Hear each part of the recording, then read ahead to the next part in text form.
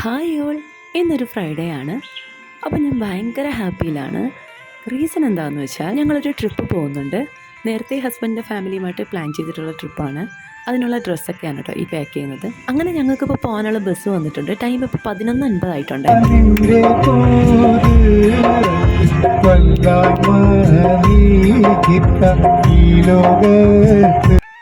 ബസ്സിൽ അങ്ങനെ തകർത്ത് ഗാനമേളൊക്കെ നടക്കുന്നുണ്ട്.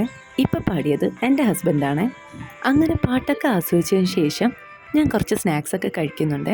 എന്താണെന്നറിയില്ല, ബസ്സിൽ കയറിയാൽ അപ്പോൾ വിശപ്പ് തുടങ്ങും. അതിൻ്റെ കൂടെ ഒരു ഗ്ലാസ് കട്ടൻ ചായയും.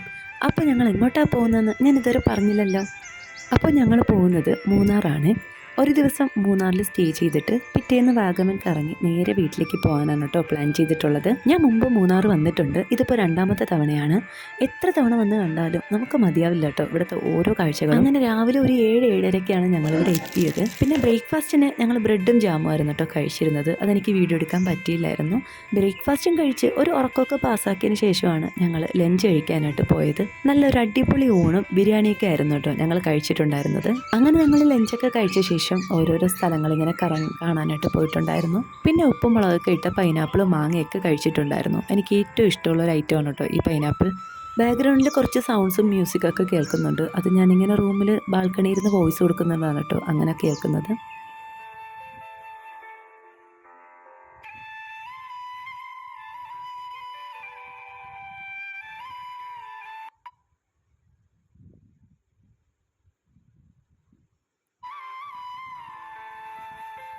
അങ്ങനത്തെ കറക്കമൊക്കെ കഴിഞ്ഞ് ഞങ്ങൾ റൂമിലേക്ക് തിരിച്ചെത്തി.